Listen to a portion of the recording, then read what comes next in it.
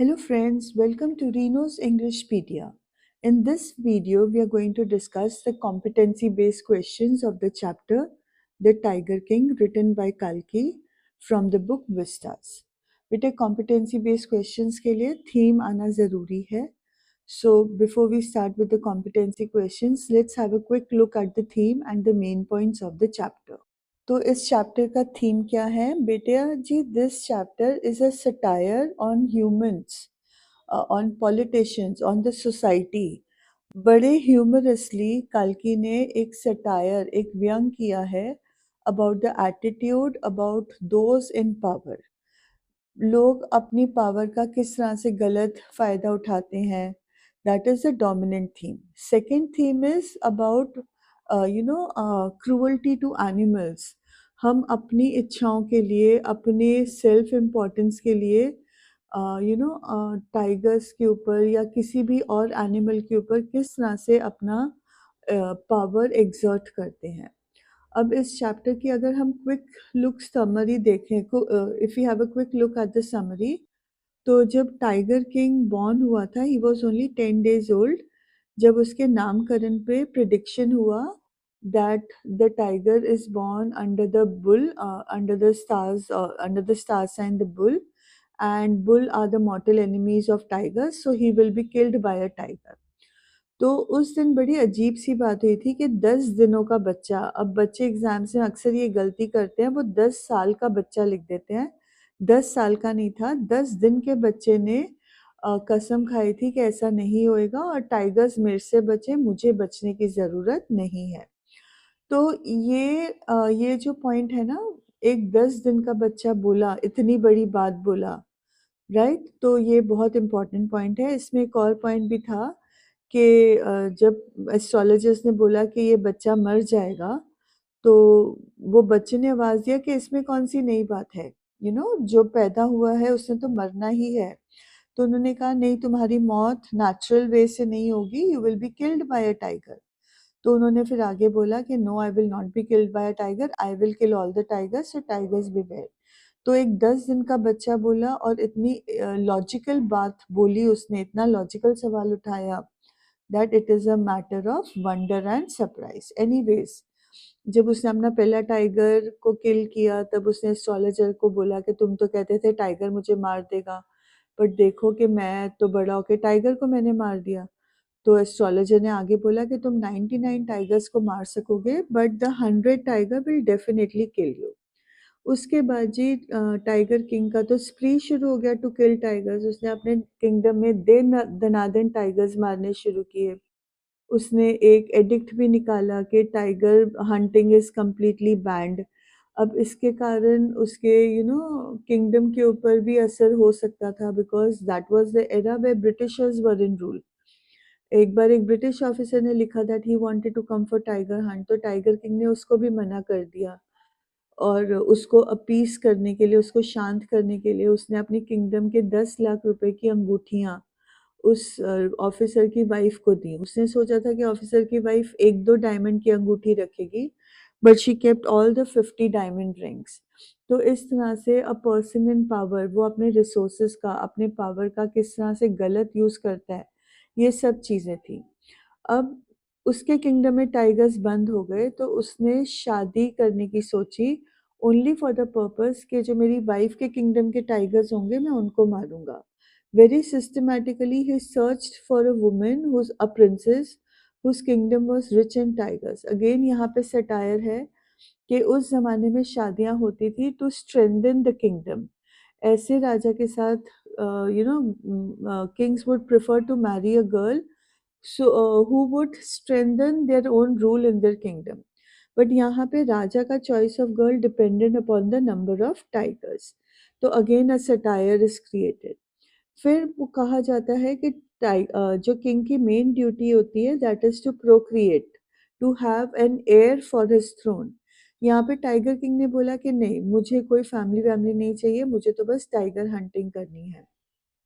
तो उसने अपनी फैमिली लाइफ को, अपने बीवी को, हर एक को पूरी तरह से इग्नोर किया. अब वाइफ के भी किंगडम में टाइगर्स खत्म हो गए, एक इल्यूसिव टाइगर बचा जो उसको मिल नहीं रहा था. He was able to kill 99 tigers. तो उसने अब डिक्लेम किया, उसने ऐलान किया, डिक्लेम नहीं, आई एम सॉरी, प्रोक्लेम किया कि जिस भी कोई भी अगर मुझे एक टाइगर का इन्फॉर्मेशन देगा कि कहीं पर टाइगर है, तो मैं उसको इनाम दूँगा। अब जब ना एक और कटाक्ष भी ड्रॉन है, when he was able to kill the 99 tigers, तो काल्की ने हँसी-मज़ाक में कहा कि अब टाइगर्स दिखने भी बंद हो गए, या तो वो वहाँ से माइग्रेट कर गए टाइगर किंग के डर से, या उन्होंने मरने के डर से उन्होंने फैमिली प्लानिंग शुरू कर ली है, या हाराकीरी कर लिया है। Harakiri means they have already committed suicide. तो अगेन सटायर, कल्कि continuously uses satire in the chapter. अब उसके बाद एक विलेज से खबर आई कि वहाँ पे एक टाइगर साइटिंग हुई है, तो टाइगर किंग ने खुश होके वहाँ पे बड़े सारे टैक्सेस माफ़ कर दिए, बड़े सारे बेनिफिट्स अनाउंस कर दिए। पर जब उसको वो टाइगर उस विलेज में जाकर नहीं मिला, तो उसको गुस्से का ठिकाना नहीं रहा।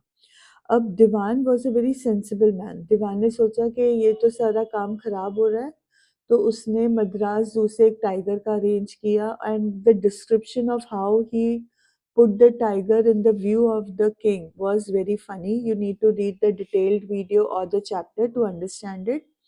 बट एनीवेज टाइगर ने वो जब 100 टाइगर को देखा, he shot him and he was so happy कि फाइनली मैंने प्रिडिक्शन को रॉन्ग प्रूव कर दिया है, कि उसने चेक नहीं किया whether the tiger had really died. The actual fact was कि वो टाइगर की डेथ नहीं हुई थी, वो सिर्फ आवाज से शॉक होके बेहोश हो गया था। अब हंटर्स अपने किंग से इतना डरते थे that instead of informing him, उन्होंने खुद ने वो टाइगर को मार दिया। तो अब यहाँ पे अगेन सटायर है कि जो किंग होता है, जो एडमिनिस्ट्रेटर होता है, उससे लोगों को डरना नहीं चाहिए। They should feel free to tell their king anything. यहाँ पे डर के कारण it started raising all kinds of situations which will result in the death of the tiger king. अब जब टाइगर किंग को लगा कि उसने 100 टाइगर्स को मार दिया है, तो उसने अब अपनी फैमिली को, अपने बीवी बच्चों को, अपने किंगडम को ध्यान देना अब इसके बाद शुरू किया। अब उसके बेटे का बर्थडे आया, तो उसने सोचा कि इसको सबसे एप्रोप्रिएट गिफ्ट क्या होगा। He went to the market, he saw a wooden tiger, उसको लगा इससे बेहतर गिफ्ट नहीं हो सकता। तो उसने वो टाइगर लिया, और क्योंकि वो क्रूडली मेड था, बहुत बुरी तरह से मतलब बनाया हुआ था, तो उसकी कीमत ज़्यादा नहीं थी। तो जब टाइगर किंग ने उसको खरीदने की बात करी, तो शॉप सेलर ने सोचा कि मैं बोलूँगा कि ये टाइगर की वैल्यू ज़्यादा नहीं है, कहीं किंग गुस्से होके मुझे ही ना मार दे। तो ही कोटेड अ रिडिक्युलस प्राइस, और टाइगर किंग इतना खुश थे, he did not use his sensibility कि जो टॉय है वो बहुत क्रूडली मेड है, उन्होंने वो टॉय खरीद लिया। Now this toy was the 100th tiger. अब फादर एंड सन टॉय के साथ खेल रहे थे। टॉय वाज क्रूडली मेड, तो उसका एक स्लिवर, जिसको हम लकड़ की कन बोलते हैं, वो उसकी उंगली में घुस गया, and it caused a wound on his on his hand, और जल्दी ही ये वुंड इन्फेक्टेड हो गया, एंड जिसके कारण टाइगर किंग की अल्टीमेटली डेथ हो गई। Last line is very ironic, satirical, जब डॉक्टर्स आके अनाउंस करते हैं the surgery was successful, the tiger king is dead. तो यहाँ पे surgery is implying the prediction, कि जो प्रिडिक्शन थी वो सही साबित हुई, टाइगर किंग की डेथ हो गई है। सो ये मैंने बहुत जनरल में आपको बताया है, बहुत इंस्टेंसेस ऑफ ह्यूमर हैं, बहुत सटायर है, जो डिटेल्ड वीडियो और क्रिटिकल एनालिसिस में कवर्ड है। If you want, the links will be there in the description box, and you can check those videos too. So quickly moving on to the competency based questions. So first few questions and they are based on the same extract. The extract is the Diwan himself drove the car straight to the forest where the Maharaja was hunting. When they reached the forest, the tiger launched its satyagrah and refused to get out of the car. The Diwan was thoroughly exhausted in his efforts to haul the beast out of the car and push it down to the ground. On the following day, the same old tiger wandered into the Maharaja's presence and stood as if in humble supplication. Master, what do you command of me? It was with boundless joy that the Maharaja took careful aim at the beast. The tiger fell in a crumpled heap.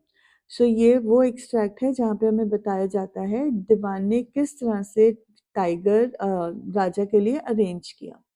So the first question from this extract is, according to the extract, how is the author's portrayal of the tiger different from real life?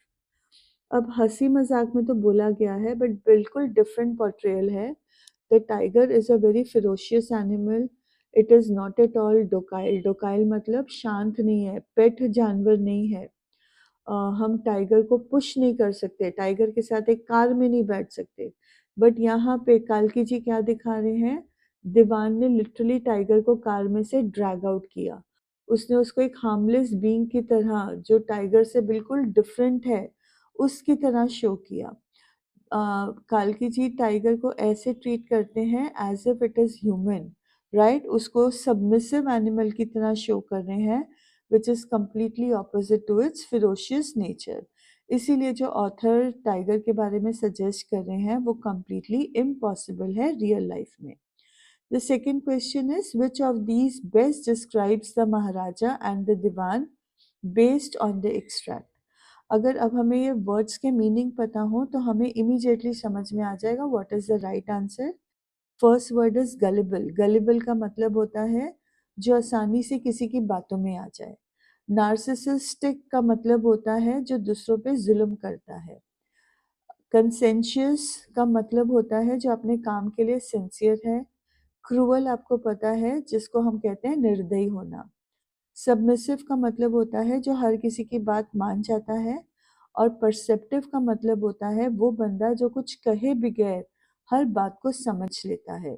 Unremarkable का मतलब होता है जिसमें कुछ भी अच्छी या surprise करने वाली कोई महान बात ना हो. एंड अनरियलिस्टिक होता है जो रियल वर्ल्ड में ना जिए, जिसके सपने, जिसके प्रिंसिपल्स बड़े अद्भुत होते हैं, अनरियलिस्टिक होते हैं, नॉट पॉसिबल होते हैं.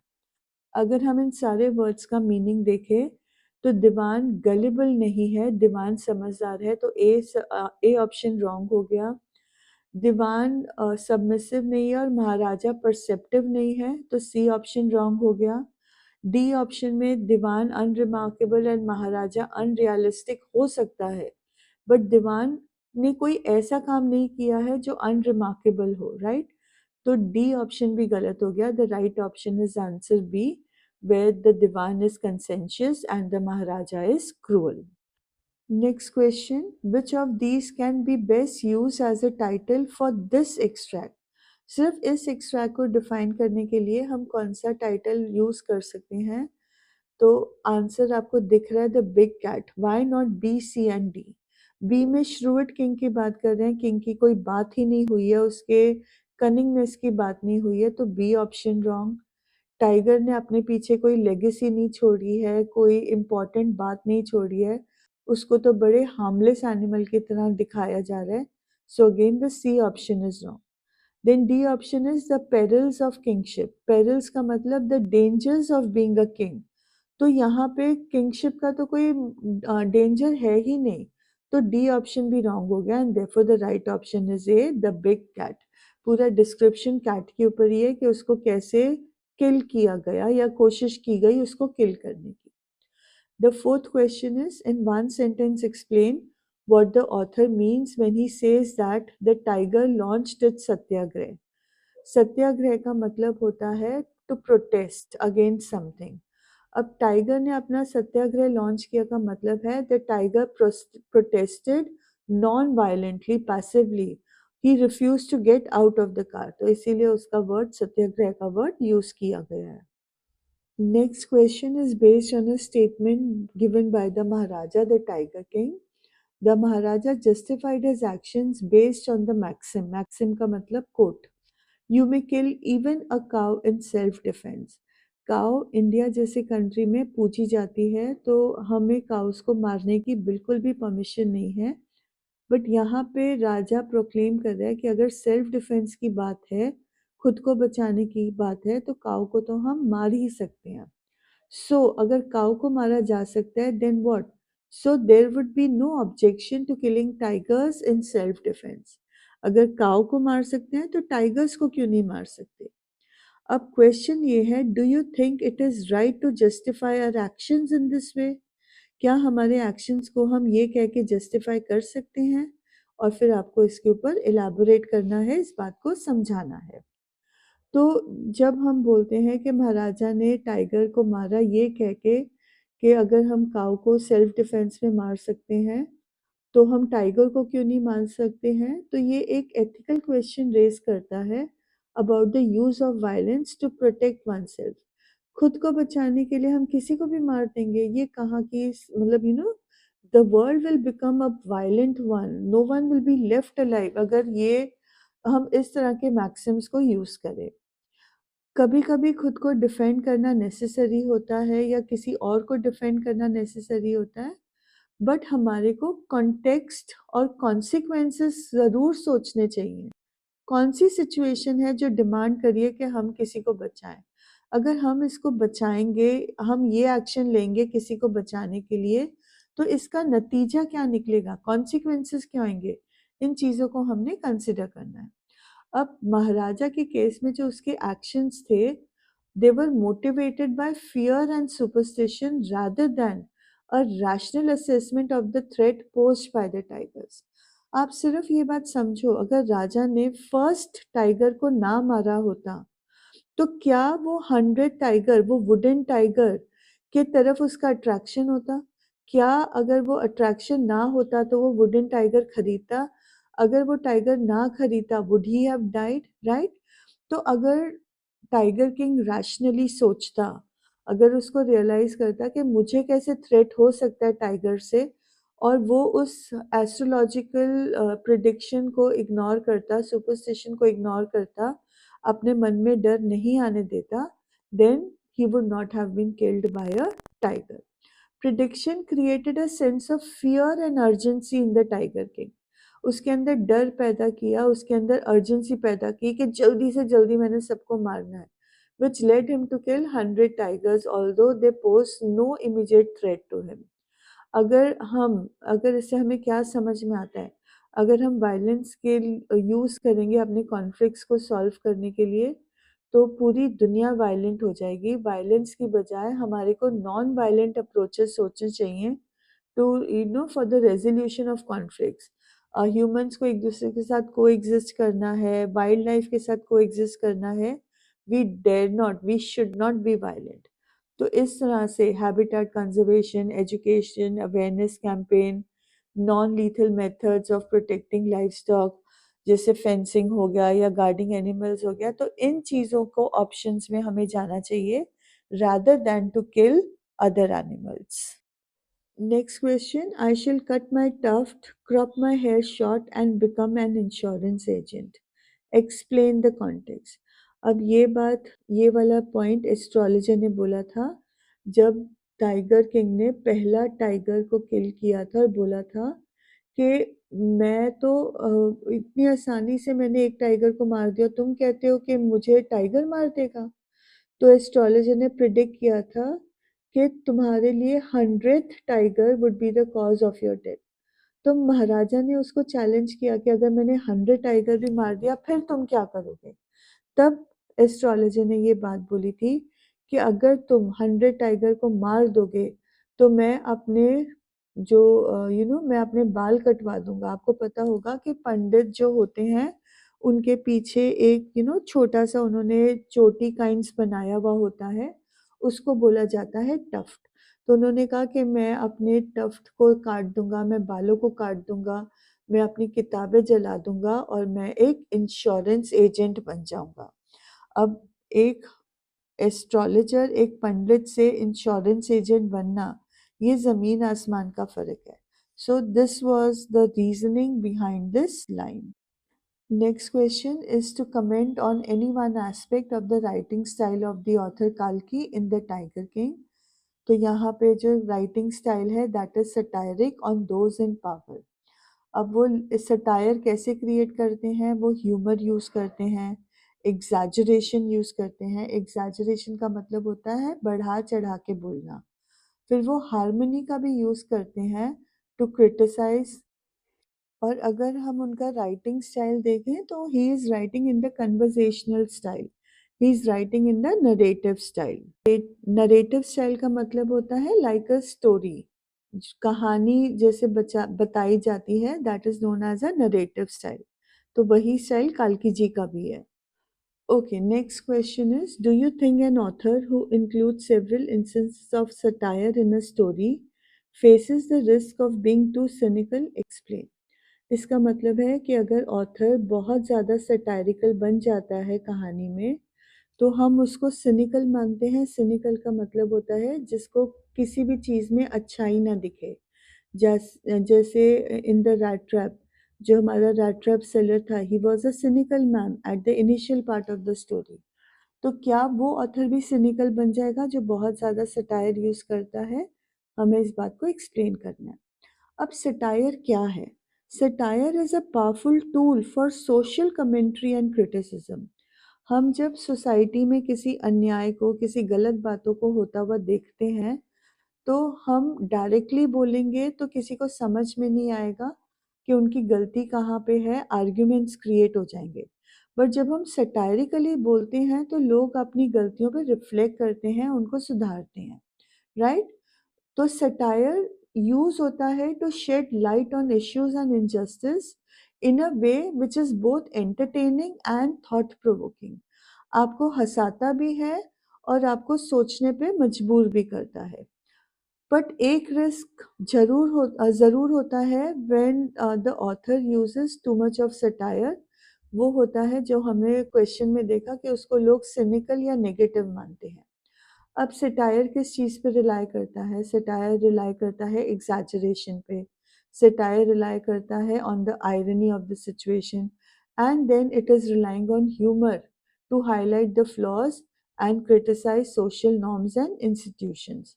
अगर बहुत ज़्यादा सटायर यूज़ करे ऑथर, तो उसका ही can it can lead to a sense of detachment और apathy towards the issue being addressed. फिर हमारा एक इनडिफरेंट एटीट्यूड क्रिएट हो जाता है। हम उस इश्यू से डिटैच हो जाते हैं, वो इश्यू हमारे को इतना इम्पोर्टेंट नहीं लगता है, बिकम्स अ मंडेन इशू। और अगर सटायर बहुत ज़्यादा हो या अनरियलिस्टिक हो, तो ऑथर की क्रेडिबिलिटी भी ख़त्म हो जाती है। उसकी क्रेडिबिलिटी किस चीज़ के लिए? उसकी सोशल कमेंटेटर होने की क्रेडिबिलिटी, उसकी सोशल कमेंटेटर होने का इफ़ेक्टिवनेस, ये सब अफ़ेक्ट होता है। अब आपने कल्कि के साथ इसको रिलेट करना है, द टाइगर किंग के साथ ये आंसर को रिलेट करना है, तो आप इंस्टेंसेस ऑफ सटायर दोगे, बोलोगे कि थोड़े सटायर में बहुत कुछ कल्कि ने हाईलाइट किया है कि किंग को कैसा नहीं होना चाहिए, किंग कैसे रिसोर्सेज को गलत यूज कर रहा है। तो वो सारे इंस्टेंसेस ऑफ सटायर आप एड ऑन कर सकते। The next question is, how did the Tiger King's Diwan prove to be resourceful? Resourceful मतलब उसने मुश्किल का क्या हल निकाला, किस नए तरीके से हल निकाला।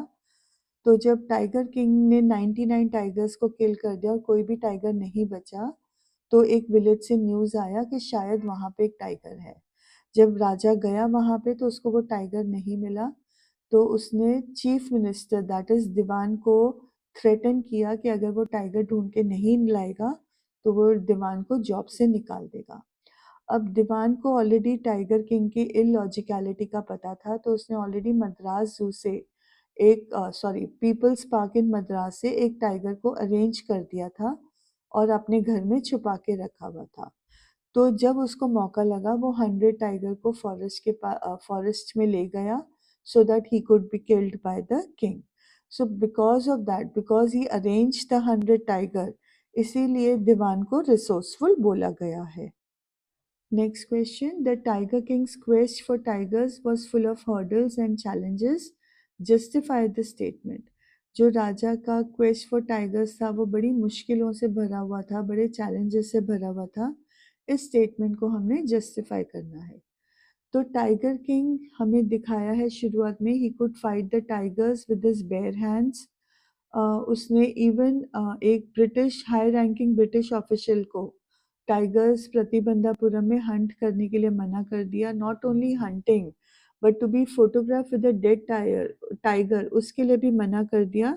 And this could have led to his kingdom being annexed, उसके किंगडम को खतरा था, इसके बावजूद उसने उस ऑफिशियल को मना किया। बट उसने उसकी वाइफ को उस ऑफिसर को पैसिफाई करने के लिए ऑफिसर की वाइफ को 50 एक्सपेंसिव डायमंड रिंग्स भेजी और इन रिंग्स को खरीदने के लिए उसने अपने रॉयल ट्रेजरी को खाली कर दिया, बहुत ज़्यादा पैसे निकाल लिए। उस टाइम पे लाख रुपए की बहुत वैल्यू होती थी, यहाँ पे तो उसने 10 लाख रुपीस की डायमंड रिंग्स खरीदी थी। ओके, अब उसके बाद टाइगर पॉपुलेशन जब प्रतिबंधापुरम में ख़त्म हो गई, तो उसने एक नेबरिंग किंगडम की लड़की से शादी किया, जहाँ पे रूमर थे कि मैक्सिमम टाइगर पॉपुलेशन वहाँ पे है। इसके बावजूद he was only able to kill 99 tigers, but 100th tiger उसको कहीं नहीं मिला। फाइनली दीवान को उसके लिए 100 tiger people's park from Madras arrange करना पड़ा। In spite of taking so many efforts, in spite of being able to kill 99 tigers, वो 100 टाइगर को राजा नहीं मार पाया, क्योंकि टाइगर सिर्फ गन शॉट की आवाज़ सुन के वो बेहोश हो गया, ही फेंटेड। एंड लेटर ऑन जो हंटर्स थे, जो हंटर्स इन द पार्टी थे, टाइगर किंग की हंटिंग पार्टी में थे, उनको उस टाइगर को मारना पड़ा। तो इसीलिए हम कहते हैं कि टाइगर किंग का जो क्वेस्ट था, जो सर्च था फॉर टाइगर्स, वो फुल ऑफ ऑब्स्टिकल्स था, फुल ऑफ हर्डल्स था, बहुत चैलेंजिंग था। Next question is, did the prophecy of the astrologer come true at the end of the story and if so how? तो yes, जो king था, he was killed by the 100 tiger as was prophesied by the astrologer. जो real 100 tiger था, जिसको 100 tiger होना चाहिए था, he escaped the bullet of the king. So the wooden tiger became the 100 tiger and that tiger killed the king. उसकी लकड़ में से एक स्लिवर, यहाँ पे स्लिवर के स्पेलिंग्स ध्यान से देख लेना, सिल्वर नहीं है, SIL नहीं है, it is SLI. A sliver from the wooden tiger, it pierced his arm, it caused infection and ultimately killed the tiger king. Next question. Knowing too much of your future is never a good thing. In light of this quote, examine how knowing the future paved the way for the king's end. अब इस question का मतलब है कि अपने future को जानना अच्छी बात नहीं होता। अब ये कोट को समझते हुए आपको एक्सप्लेन करना है कि क्योंकि किंग को अपना अंत पता था, अपना प्रिडिक्शन सुना हुआ था, तो उस इन्फॉर्मेशन के कारण उसकी खुद की मौत हुई। अगर उसने ये प्रिडिक्शन ना सुना होता, तो क्या कितने चांसेस थे कि वो किंग की डेथ हो जाती? आपने इस चीज़ को एग्ज़ामिन करना है, राइट? तो अब हम महाराजा की अगर बात करें, तो उसका डाउनफॉल क्यों हुआ था? उसका डाउनफॉल हुआ था due to his obsession with his own fate. वो अपनी किस्मत को मतलब वो प्रिडिक्शन को हराना चाहता था, शो करना चाहता था कि वो अपनी किस्मत को कंट्रोल कर सकता है, राइट? जब उसको एस्ट्रोलॉजर ने पहली बार बोला, पता चला उसको कि he would be killed by a tiger, so this caused the Maharaja to become paranoid and obsessed with the idea of hunting and killing tigers. And इस चीज़ को प्रूव करने के लिए, अपनी सुपीरियॉरिटी को प्रूव करने के लिए, उसने टाइगर्स को मारना शुरू किया। वेपन्स यूज़ करके, न्यूमरस टैक्टिक्स यूज़ करके उसने 99 टाइगर्स को मार दिया to show that he was invincible. Invincible मतलब जो कभी हार नहीं सकता, and that he could not be killed by a tiger. But tiger king के एक्शंस ने उसकी फेट को सील कर दिया। क्यों? क्योंकि उसके लिए उसने खुद ने जब 99 टाइगर्स मारे, तभी तो 100 टाइगर आया ना। अगर वो पहले टाइगर को ही नहीं मारता, तो 100 टाइगर कहाँ से आ जाता? राइट? अगर आपको ये बात समझ में आ रही है, आप इस बात को कोरिलेट कर सकते हो टू महाभारत ऑल्सो। जो कृष्ण जी का जन्म था, क्यों ये कंस ने क्यों देवकी के पुत्र को मारना शुरू किया? क्योंकि बोला गया था कि देवकी का 8th son would result in the killing of Kansa. तो कंस बच्चों को मार रहा था कि ना तो कोई बच्चा होगा, ना ही वो मुझे मारेगा। बट वो कर क्या रहा था? जब वो बच्चों को मार रहा था, तो वो अपने कर्मों का घड़ा, जो अपने उपकर्मों का घड़ा था, जो उसके बैड कर्म थे, उसका पॉट वो फिल कर रहा था। अगर उसने पहला ही बुरा कर्म नहीं किया होता, तो वो घड़ा ना भरता, राइट? तो घड़ा ना भरता, ही वुड नॉट हैव डाइड। अगर आपको थोड़ी सी स्टोरी पता हो तो आपको पता होगा कि कृष्ण जी ने उनको तब मारा था जब उनका पूरा घड़ा भर गया था। उन्होंने कृष्ण जी को गाली दी थी जिसके कारण वो घड़ा ओवरफ्लो हुआ था। जब पाप का घड़ा भरता है तभी मौत होती है। तो यहाँ पर भी something of the same thing is happening. अगर वो 99 टाइगर्स को ना मारता तो 100 टाइगर कभी आता ही नहीं and he would not have been killed. But 100 tiger कौन बन गया? The wooden tiger. उसका स्लिवर ने उसको पंक्चर किया, उसके आर्म को, जो एक इन्फेक्शन में बन गया, टर्न हो गया and that causes death. So इसीलिए ये जो कहानी है it serves as a caution कि अपनी किस्मत के साथ, प्रिडिक्शंस के साथ बहुत ऑब्सेस्ड नहीं होना चाहिए। कर्म आपके हाथ में है, आप जैसा कर्म करोगे वैसा ही फल आपको मिलेगा। One should live one's life to the fullest rather than becoming consumed by a desire for control and power. Okay, the next question is, imagine you are an ardent environmentalist who is involved in the Save the Tiger campaign. You have been asked to deliver a speech in a seminar related to your campaign and the need for the youth to be involved in such campaigns. Draft your speech. Now, due to paucity of space, I could not frame the question properly. I couldn't frame the answer properly. Otherwise इसमें save the tiger campaign का material ज़रूर लिखा हुआ है, but इसको मैंने chapter के साथ कोलिंक नहीं किया है। सो आपने दोनों चीज़ों को, ये जो मैंने आपको मटेरियल दिया है, along with that some points referring to the chapter need to be included in this answer. अब क्वेश्चन का मतलब क्या है कि आप एक आर्डेंट एनवायरमेंटलिस्ट हो। आर्डेंट एनवायरमेंटलिस्ट का मतलब है someone who's deeply into environment, जो पैशनेट है एनवायरमेंट को बचाने के लिए, और आप एक सेव द टाइगर कैंपेन में इन्वॉल्व हो। उससे रिलेटेड आपको एक स्पीच देना है, राइट? किसको स्पीच देना है? To the youth. तो आपने अब क्या बोलना है? Firstly, you will start with your address. It's a speech, so you will start with good morning to all present here. Yeah, good morning, ladies and gentlemen. And then the purpose, why are you over there? That since you are an ardent environmentalist and a passionate supporter of the campaign, you have seen, the situation with the tigers deteriorating at with every second. जो natural habitats हैं वो destroy हो रहे हैं. Countless animal species are on the brink of extinction and the tiger is no exception. अब यहाँ पर आप add on कर सकते हो reference to the chapter. Kings like the Tiger King, in order to disprove the prophecy, killed 99 tigers. Not only the Tiger King, but many other people in the past have killed tigers, creating a situation where the tigers are on the brink of extinction. इस तरह से आपने chapter के साथ calling किया कि उसने prophecy को डिसअप्रूव करने के लिए टाइगर्स को मारा और 99 टाइगर्स को उसने किल कर दिया। अब हम अपने कैंपेन के ऊपर आ जाएंगे और ये ऐड ऑन कर देंगे that the tiger is a majestic creature, और सिर्फ इतना ही नहीं, he is an essential component of our ecosystem. अगर टाइगर की डेथ हो गई, if the tiger becomes extinct, it will have far-reaching consequences not only on the environment but हमारी इकोनॉमी पे, हमारे कम्युनिटीज़ पे, हमारे फूड चेन पे, हर चीज़ पे बहुत बड़ा इसका असर होगा।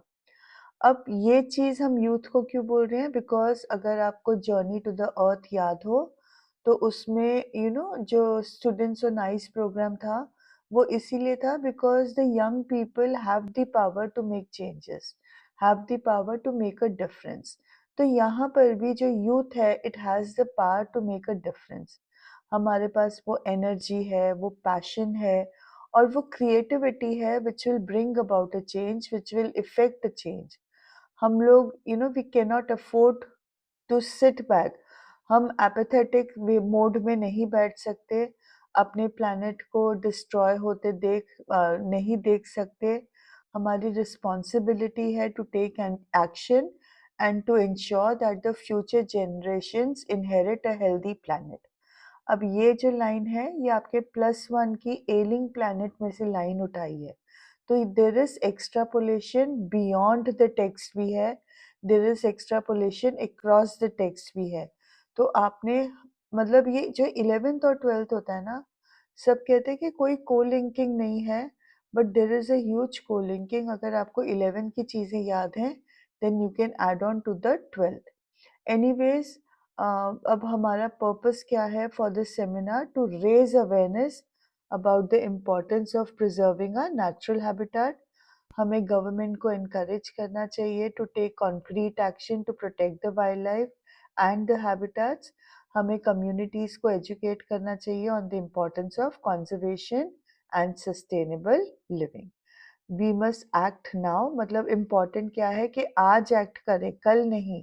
Today is the day, and act for what? To save the tiger and other endangered species because our future depends on it. And then final request, let us join hands in this noble cause and together we can make a difference. You end with a thank you. Next question is, you visited a wildlife sanctuary recently and were appalled at the condition of the sanctuary and the plight of the animals there. Write an article for an e-zine expressing your concern and the need to alleviate the facilities at the sanctuary and provide the animal with a secure habitat.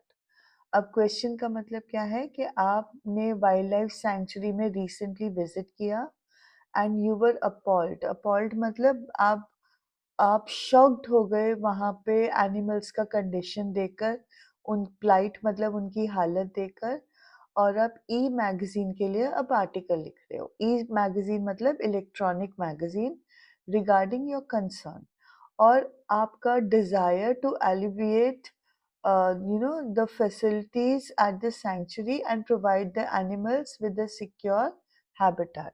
आप वहाँ पे जो animals की flight है, जो उनका जो दुख है उसको एलिविएट करना चाहते हो, चेंज करना चाहते हो, एंड करना चाहते हो, and you want to secure a better habitat for those animals. तो अब आपने आर्टिकल है तो उसका टाइटल लिखना ज़रूरी है। Title is the plight of animals in a wildlife sanctuaries. अब इसमें आप लिखोगे क्या?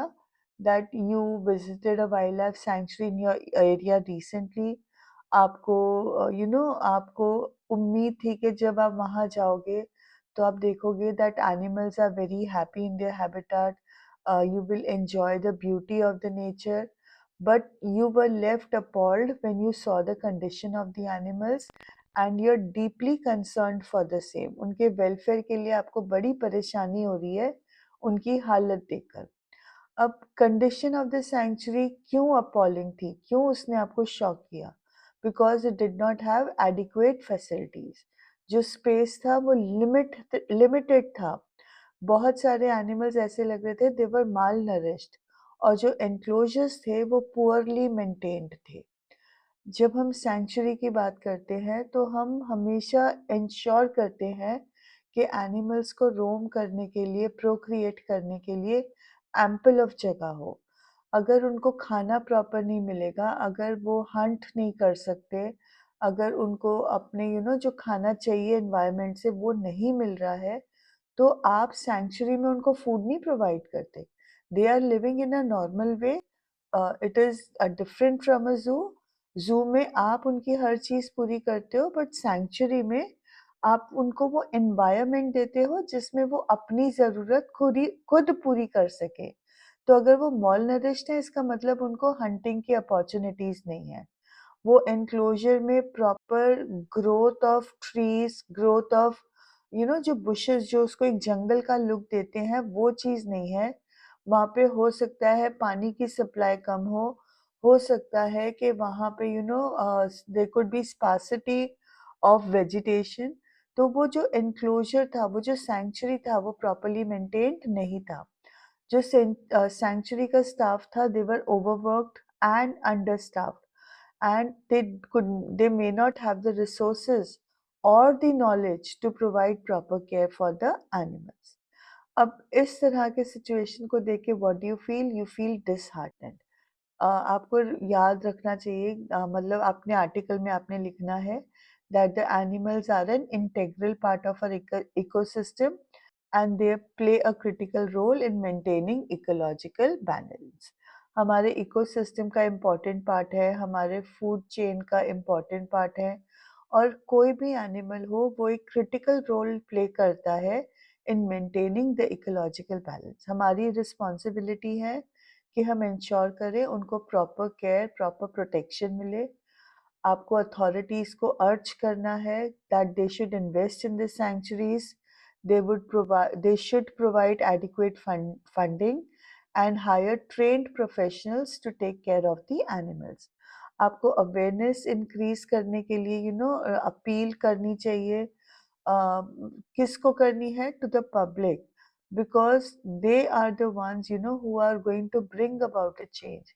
अगर पब्लिक एक्टिवेट मतलब एक्टिव हो जाएगी तो गवर्नमेंट को अवेयरनेस क्रिएट कर मतलब गवर्नमेंट को स्टेप्स लेने ही पड़ेंगे to protect the wild life, to conserve the natural habitat. So we must work towards this. We must join hands and take a pledge that we will make a difference in the life of these voiceless creatures.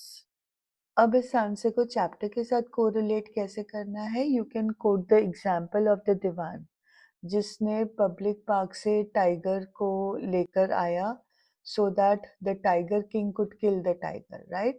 A zoo is meant to keep the animal safe, but यहाँ पे zoo ने ही animal को बेच दिया, right? तो आप ये point add on कर सकते हो in order to co-link the chapter to the topic. The next question is, the king was callous as a ruler and behaved whimsically. Callous as a ruler मतलब negligent, least bothered, cruel and behaved whimsically. Whimsically का मतलब होता है अपने मन के हिसाब से. He was not a responsible administrator, he was a whimsical administrator. जो खुद को अच्छा लगता था, जो खुद को जो खुद के लिए इम्पोर्टेंट था, जो खुद के लिए सेल्फ सर्विंग था, वैसे वो बिहेव करता था. He was not acting in the benefit for the benefit of his subjects. Subjects मतलब उसके किंगडम में रहने वाले. अब thus the people in his kingdom suffered while he fulfilled his desire of killing 100 tigers. तो इससे हमें समझ में आ गया कि जो लोग थे उसके किंगडम में उनको बड़ी परेशानी हुई थी while he was fulfilling his desire to prove the prophecy wrong. Do you find leaders or politicians in the world today being indifferent to the needs of the people and behaving in the same way? Comment with relevant examples. तो अगर हम इस chapter को calling करना है तो पहले हमारे को लीडर्स के बारे में बात कर लेंगे और फिर हम टाइगर किंग की भी बात कर लेंगे. तो अब हमें क्या बोलना है कि yes, there are many leaders and politicians in the world who behave in a callous and indifferent manner towards the need of the people. Instead of working towards their betterment or towards the betterment of their citizens, they prioritize their own selfish desires and personal agendas, just like the Tiger King, who, in order to disapprove the prophecy, indulged in a killing spree of 99 tigers, thus greatly depleting the population of the tigers and bringing them to the brink of extinction. Now, the other relevant examples of government who behaved whimsically and selfishly are, अब ये जो चीज़ है ना, ये थोड़ी सी it is politically incorrect to point the finger at any government or any political party. मतलब जो हम कहते हैं ना एटिकेट्स ऑफ लिटरेचर, ये उसके अगेंस्ट जा रहा है. बट जब क्वेश्चन इस तरह से आता है तो instead of Poynting at the government of your country, Poynting at any political party, तो जो नॉर्मल हमारे को इंटरनेट पे एग्जाम्पल्स ऑफ गवर्नमेंट मिल रहे हैं जो अपने सिटीजन्स के प्रति इतने डेडिकेटेड और रिस्पॉन्सिबल नहीं है, तो आप उनका नाम ले लो. But safety sake and to avoid any political conflict, never take the name of your own political government. Anyways अब ऑन अ यूनिवर्सल बेसिस अगर हम देखें तो नॉर्थ कोरिया की जो गवर्नमेंट है which is led by Kim Jong Un is a very selfish regime. यहाँ पे कंट्री जो है it is facing extreme poverty and mall nourishment, yet जो गवर्नमेंट है वो अपने न्यूक्लियर प्रोग्राम को बहुत ज़्यादा प्रायोरिटाइज कर रहा है। उनको वेलफेयर ऑफ द पीपल से कंसर्न नहीं है बट अपना power over other countries exert करना है। जो गवर्नमेंट प्रोपेगेंडा है उसने लोगों के दिमाग को ब्रेन वॉश कर दिया है into believing that there leader is a God like figure, जिस जो कभी कोई गलती नहीं कर सकता। अगर दूसरा एग्जाम्पल देखने जाए तो ब्राजीलियन गवर्नमेंट का है लेड बाय प्रेसिडेंट जेयर बाल्सोनारो। उनकी पॉलिसीज को क्रिटिसाइज किया जाता है because he is expediting, he is increasing deforestation and environmental destruction in the Amazon rainforest. आपको पता है Amazon rainforest is one of the biggest and most flourishing rainforest, but जो Brazilian government है वो उसको डिस्ट्रॉय करने में लगी हुई है। Now, what is this causing? This is causing harm to the wildlife.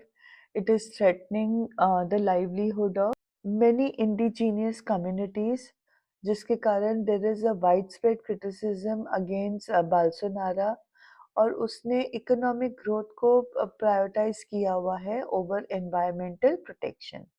तो ये दोनों केसेस में हम देख रहे हैं that the leaders are showing carelessness towards the need of the people and the environment, और इट इज़ इम्पॉर्टेंट कि हम ऐसे लीडर्स को अकाउंटेबल होल्ड करें और डिमांड करें कि वो अपनी वेलफेयर, अपने प्लैनेट, अपनी एनवायरनमेंट का ज़्यादा ध्यान रखें।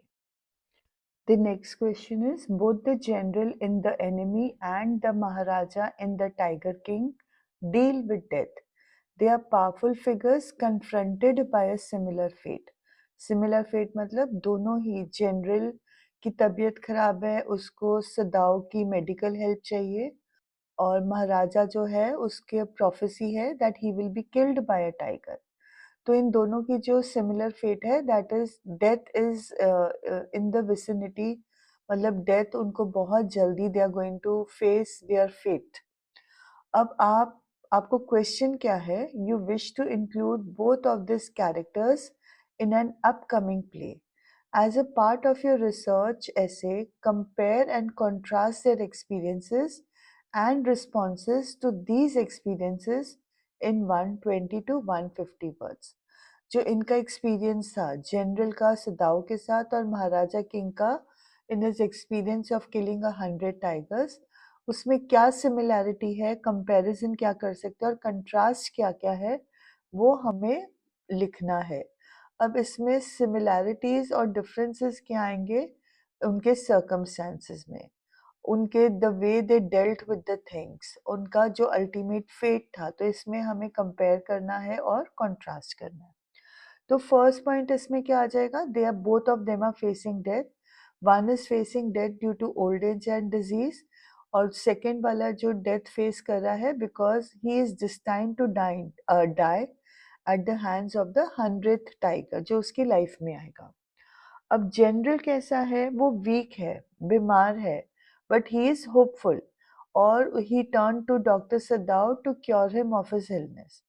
अब ये सोच के कि वो मर रहा है, उसने सदाओ को कंट्री की रक्षा के लिए नहीं भेजा, बल्कि उसको अपने साथ रखा। Instead of sending into the war front, उसने सदाओ को उसी एरिया में रखा जहाँ पे वो था, और अपनी जान बचाने की कोशिश करी। On the other hand the tiger king he challenge death कि I will not be killed by the 100 tiger, और उसने डिसाइड किया that instead of the 100th tiger killing him, he will kill 100 tigers to ensure his own safety. अब सदाओ को, अगर हम general की बात करें तो सदाओ को पॉसिबल अरेस्ट से बचाने के लिए उसने उसने अपने पर्सनल असैसिन्स को टॉम को मर्डर करने के लिए भेजा। ऐसा नहीं करता तो सदाओ को अरेस्ट कर लिया जाता for treason. On the other hand king ने क्या किया, टाइगर किंग ने, उन्होंने एक ऐसी लड़की से शादी किया जिसकी kingdom had the healthy tiger population. He did not choose a girl who would strengthen his kingdom, right? उसने एक ऐसी गर्ल चूज किया जो उसको प्रोफेसी को डिसअप्रूव करने में मदद करेगी। तो दोनों ने क्या किया? Both of them took extreme measures for their safety, although the measures were different. अब किंग जो था वो केयरलेस था, जो टाइगर किंग की हम बात कर रहे हैं, और वो इतना सेल्फ एब्जॉर्व था कि उसने देखा भी नहीं कि 100 टाइगर वाज किल्ड प्रॉपर्ली और नॉट, जिसके कारण उसकी डेथ हो गई। ऑन द अदर हैंड जो जनरल था उसने बिहेव तो सिमिलरली किया, because he was preoccupied with his illness that he forgot to send the assassins. But यहाँ पर जो किंग का केयरलेसनेस है, उसने उसकी सॉरी जनरल की जो केयरलेसनेस है, that did not cost him his life. उसको डॉक्टर से दाव पास थे तो उन्होंने जनरल को बचा लिया, but the general showed dereliction of duty. उन्होंने अपनी ड्यूटी पूरी नहीं की, और जो हमारा टाइगर किंग था उन्होंने अपनी केयरलेसनेस के कारण he lost his life. Okay, next question is, the child will grow up to become the warrior of warriors, hero of heroes, champion of champions, but, and then the extract closes, with reference to the above line, complete the sentence appropriately. The author's purpose in using foreshadowing is to dash. अब ये extract है जब बच्चा जो tiger king था, he was only 10 days old, और astrologers ने prediction किया कि ये बच्चा बहुत ब्रेव होगा, हीरो होगा, चैंपियन होगा, but he will be killed by the he will be killed by a tiger. अभी यहाँ पे 100th टाइगर की बात नहीं हुई है। 100 टाइगर की बात तब होती है जब tiger king first time tiger को किल कर लेता है बड़े आराम से, and he approaches the astrologer. अब यहाँ पर क्वेश्चन आपसे पूछा जा रहा है कि ऑथर ने फोर शैडोइंग की है, तो उसके पीछे पर्पस क्या है? यहाँ पर जब हम बोल रहे हैं कि he will become the warrior of warriors, मतलब हम फोर शैडो कर रहे हैं, हम प्री टेल कर रहे हैं, फोर टेल कर रहे हैं कि आगे क्या होने वाला है। उसके बाद हम सेंटेंस को इनकम्प्लीट छोड़ रहे हैं, तो इसका पर्पस क्या है? इसका पर्पस है to create a sense of approaching Doom.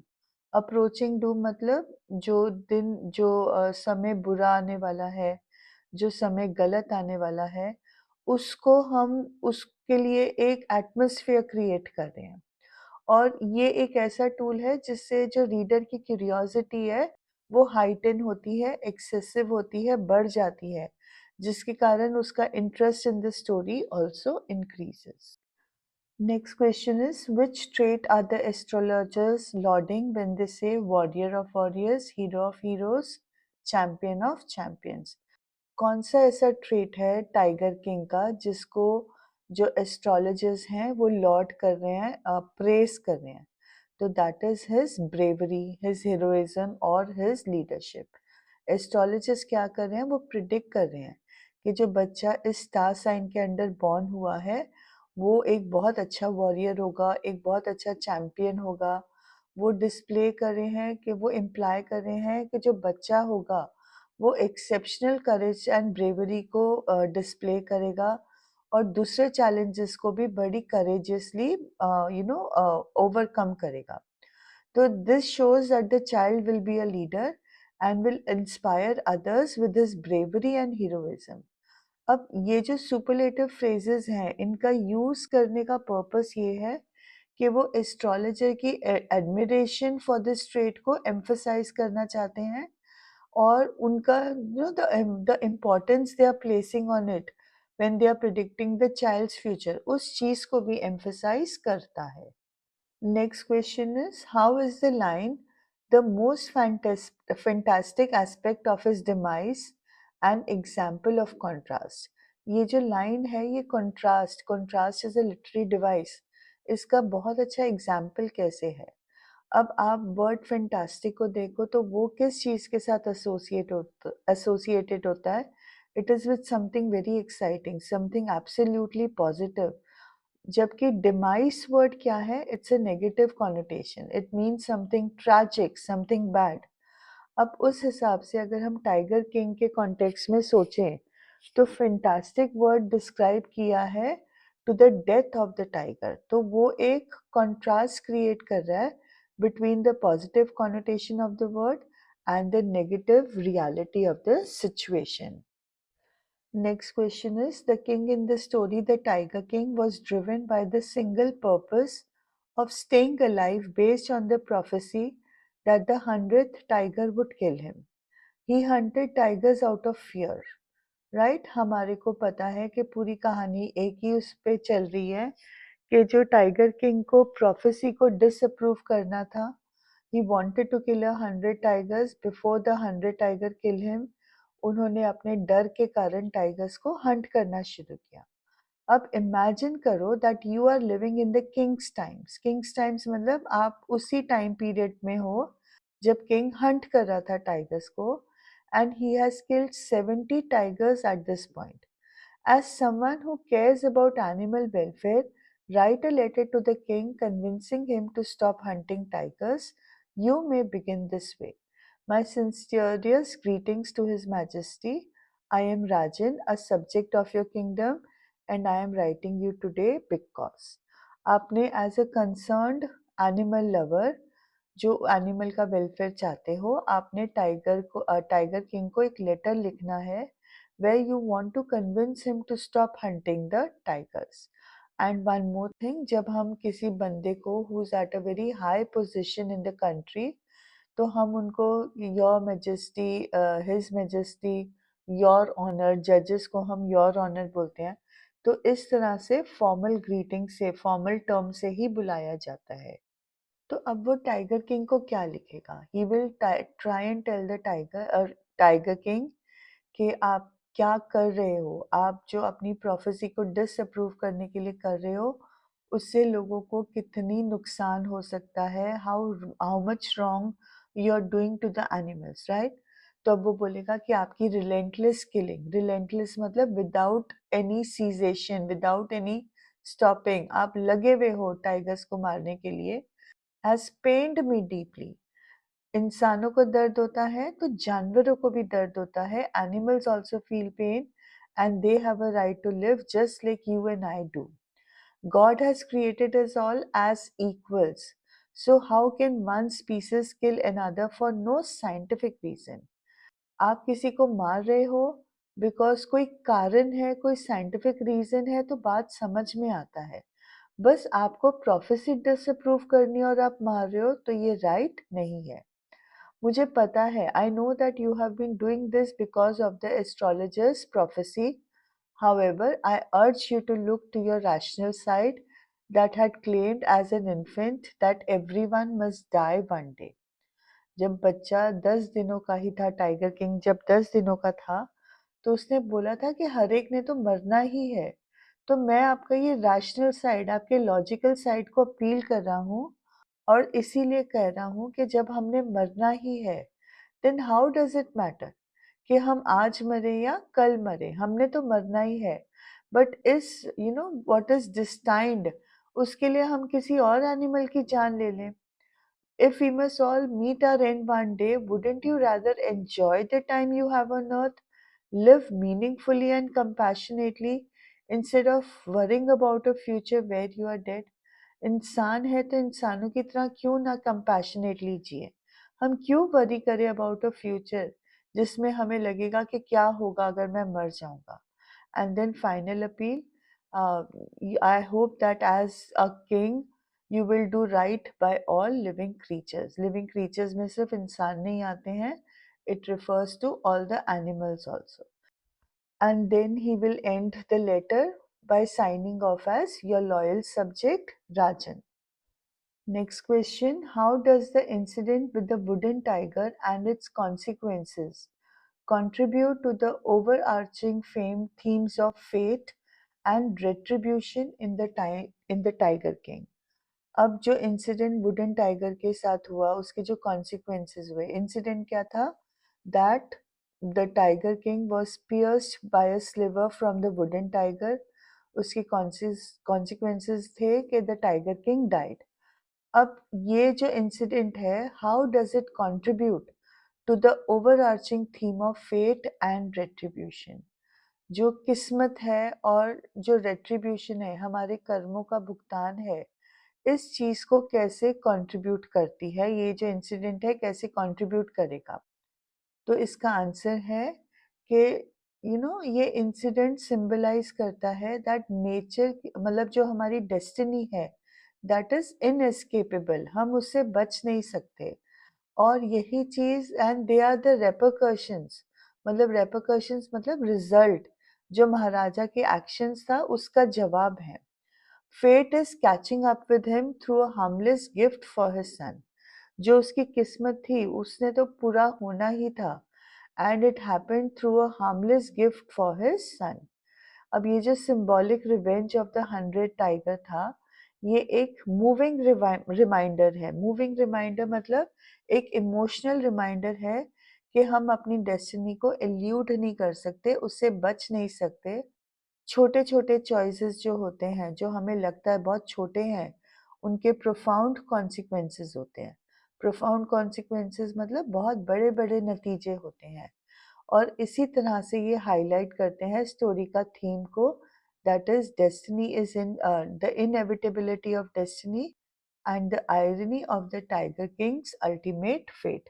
Irony होता है हमें टाइगर किंग को लगता है कि उसने 100 टाइगर्स को मार दिया है, अब उसको कुछ नहीं होएगा। But actually the 100 tiger proves to be the wooden tiger which ultimately kings the tiger king. So therefore we see the irony. बेटा जी, we are at the last few slides. क्योंकि ऑलरेडी ये क्वेश्चन सम फॉर्म और the other discuss हुए हुए हैं, so I have not included the answers. Okay. So the first question is, what great miracle did the 10-day-old Jilani Jang Bahadur perform? How did it affect the people who listened to him? अब जंग बहादुर ने क्या miracle perform किया था? उसने ना तो सिर्फ 10 दिन का बच्चा बोला था, but he had raised a very logical question. अब इससे लोगों पे इफेक्ट क्या हुआ था? दे वर एस्टाउंडेड, दे वर शॉक्ड कि how is it possible that a 10-day old child could speak, not only speak but could also ask such a logical question. Next question is, answer the question in the context of the following lines from the Tiger King.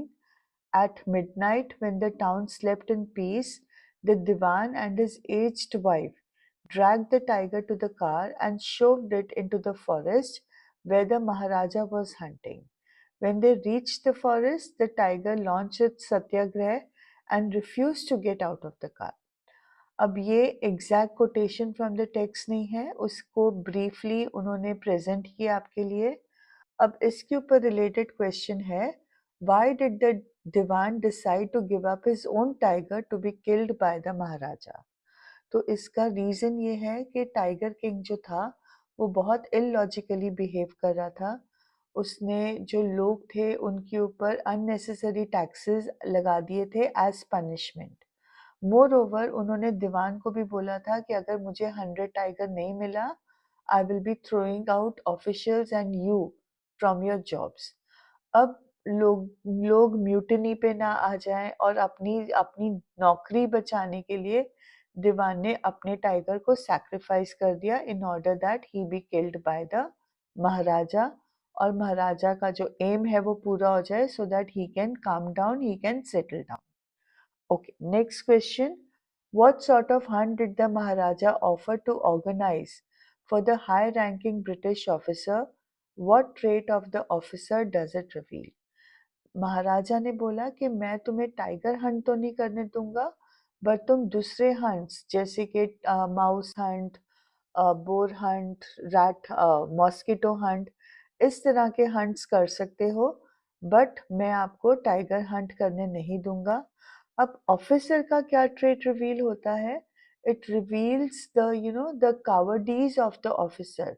मतलब tiger hunt की बजाय उसको mouse Hunt, mosquito Hunt की हम बात करें, तो mosquito Hunt, mouse Hunt में कोई ज़्यादा करेज की ज़रूरत नहीं होती है, right? Most of us are doing it at some point or the other. So the character trait which is being revealed about the officer is that he was a coward. Okay. Next question is, when was the Tiger King in danger of losing his throne? यही incident था जब उसकी जो kingdom थी, उसने एक British officer को tiger Hunt के लिए मना किया। उसने उसको इंसल्ट किया ये कह के कि आप माउस हंट के लिए चले जाओ, मॉस्किटो हंट के लिए चले जाओ। तो इस पॉइंट पे tiger king was in danger of losing his throne. Next question, the manner of the tiger king's death is a matter of extraordinary interest, comment. ये एक्स्ट्राऑर्डिनरी इंटरेस्ट की बात क्यों है? बिकॉज टाइगर किंग ने innumerable tigers, innumerable मतलब 100 tigers को kill किया। 100 tiger is the tiger जो लास्ट में मतलब जिसको हम कह रहे हैं कि हंटर्स ने मार दिया। तो टाइगर किंग ने चाहे डायरेक्टली चाहे indirectly he cause the death of 100 tigers. वो उन्होंने ऐसा क्यों किया? Because he wanted to save himself from being killed by a tiger. He wanted to disapprove the astrologers' theory, prediction. तो अल्टीमेटली उनका अंत कैसे हुआ? By a harmless tiger. एक वुडन टाइगर से उनकी डेथ हो गया। एक a sliver from the wooden tiger entered his arm, causing a sore which became infected and resulted in his death. तो उनका जो डेथ है वो क्या बात हमें कहता है कि हम अपनी डेस्टिनी से बच नहीं सकते। whatever is destined is going to happen, and therefore his death is of extraordinary interest. Next question, the astrologers predict the child will grow up to become the warrior of warriors, hero of heroes, champion of champions. In contrast to the above statement, the Tiger King's death is an anticlimax, comment. जब chapter की शुरुआत में हमें बोला जाता है कि जो टाइगर किंग है वो बड़ा ब्रेव वॉरियर होगा, तो हमारी उम्मीदें बढ़ जाती हैं। बट जो आखिरी में जो उनकी डेथ का कारण बनता है वो बड़ा एंटी क्लाइमैटिक होता है। बहुत अन हमने ऐसा सोचा भी नहीं होता है, हमने ऐसा प्रिडिक्ट भी नहीं हम कर पाते हैं। तो हमने इस पे कमेंट करना है। तो हम यही बताएंगे कि we cannot escape our destiny. He killed 100 tigers to prove that he was the warrior of warriors, the hero of heroes, the champion of champions. He wanted to prove that no tiger could kill him, but in fact it was a wooden tiger which invited his death. तो उनका जो death था वो बड़ा anticlimactic था। No one could believe that a person who had killed 100 tigers would be killed by a wooden tiger. तो इस तरह से आप आंसर करोगे। अब जो ये क्वेश्चन है ना, ये बड़ा ध्यान से पढ़ने वाला क्वेश्चन है। It is in 3 parts. अब एक कॉन्टेस्ट हुआ जिसमें आपके फ्रेंड ने चूज किया the tiger king as is discussion topic, और जो क्वेश्चन पूछा गया था वो था, in the tiger king the author indirectly comments on subjecting innocent animals to the wilfulness of human beings, comment. अब आपके फ्रेंड ने जो इस क्वेश्चन के रिलेटेड आंसर दिया वो आपको अनसैटिस्फैक्टरी लगा, राइट? अब आपने एक आंसर बनाना है जिसमें आप अपनी तरफ से लिखोगे व्हाट डिड, मतलब इस क्वेश्चन का क्या आंसर आना चाहिए। मतलब आपने फ्रेंड का आंसर नहीं लिखना है, बट सेम क्वेश्चन के ऊपर अपना आंसर लिखना है। क्वेश्चन को कॉम्प्लिकेट किया गया है to test the students' understanding. क्या उनको समझ में आ रहा है what is required, but the question remains the same. आपने क्वेश्चन क्या करना है, आपने आंसर किस क्वेश्चन का देना है कि टाइगर किंग में ऑथर ने इनडायरेक्टली कैसे कमेंट किया है that innocent animals are being subjected to the willfulness of human being. लोग अपनी अपनी डिजायर, अपना willfulness, अपनी मर्जी बेकसूर जानवरों पे कैसे थोप रहे हैं। तो अब इसका आंसर क्या आएगा? टाइगर किंग, वही आंसर आएगा कि टाइगर किंग ने 100 टाइगर्स को किल किया। He did not once bother about the fact that he could be harming the environment, he could be disturbing the ecosystem, he could be disturbing the food chain, right? उन्होंने एक बेजुबान जानवर पे अपनी ताकत का नाजायज फायदा उठाया, and it wasn't something that was good for anyone. It did not show the compassionate nature of the tiger king. तो इस तरह के आप पॉइंट्स डेवलप करके ये आंसर लिखोगे। बट पॉइंट है कि डू नॉट बिकम कंफ्यूज, क्योंकि ये क्वेश्चन ध्यान से पढ़ोगे तो क्वेश्चन का आंसर आपने देना है, not your friend. Okay, going on to the next question. The Tiger King is a satire on the conceit of those in power. How does the author employ the literary device of dramatic irony in the story? अब यहाँ पे tiger king जो कहानी है ये satire है, किसके ऊपर है? द पीपल इन पावर पे। ये हमने रिवीजन में जब समरी दी थी उसमें डिस्कस किया था। अब ऑथर अब आपसे क्वेश्चन पूछा जा रहा है कि काल्की जी ने लिटरेरी डिवाइस ड्रामेटिक आयरनी को इस कहानी में कैसे एम्प्लॉय किया है। Dramatic irony is in the end of the story.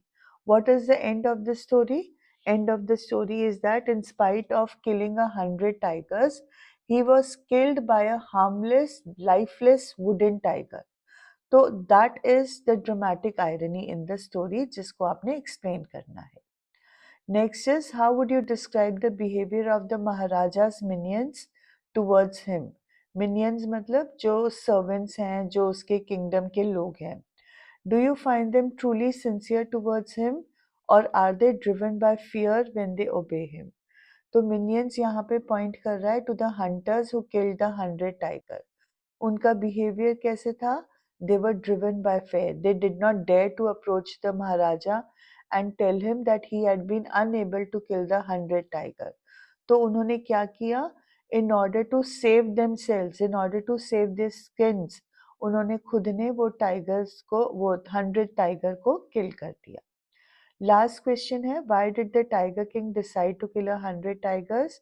Describe the efforts he made to attain his target. तो due to the prediction by the astrologer that he will be killed by the 100 tiger, अपने आप को इस prophecy से बचाने के लिए, इस प्रोफेसी को डिसअप्रूव करने के लिए उन्होंने 100 टाइगर्स को किल किया। उनके क्या एफर्ट्स थे?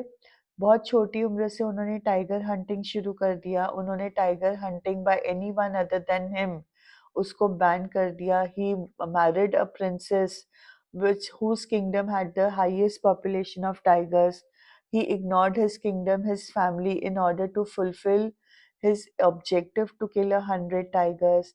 उन्होंने बहुत ज़्यादा अपने सब्जेक्ट्स के साथ इनजस्टिस से बिहेव किया।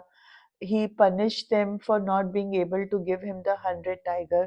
तो ये सारे उनके efforts थे in order to kill 100 tigers. So with this, we come to the end of the competency based video, The Tiger King. I hope आपको अच्छी लगी होगी, and अगर अच्छी लगी हो then do share it with as many people as you can. Ending with a wish for you to all do the best in your exams, and thank you so much for your time.